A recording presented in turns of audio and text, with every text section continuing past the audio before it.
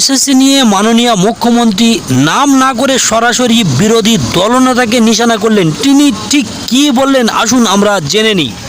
মনে রাখবেন বন্ধুরা, যখন টিচারদের চাকরি গেল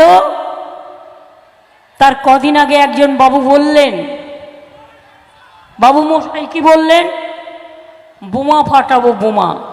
আমরা ভাবলাম কোথা থেকে বোমাগুলি টুলি কিনেছে হয়তো। বোমা বলে কিনা 26,000 ছেলে মেয়ের চাকরি ছাঁটাই।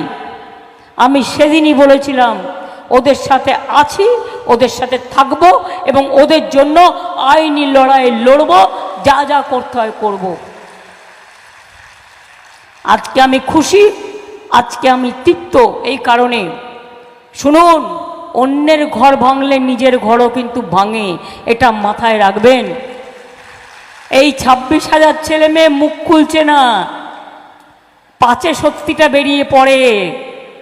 কার কাছ থেকে কে কত নিয়েছেন তারা যদি একবার বলে দেয়, মেদিনীপুরে কিন্তু সংখ্যা সবচেয়ে বেশি।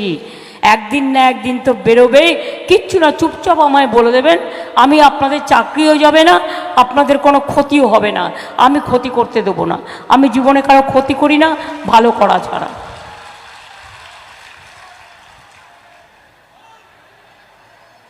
মানুষ খেকো বাঘ দেখেছেন, চাকরি খেকো বাঘ দেখেছেন?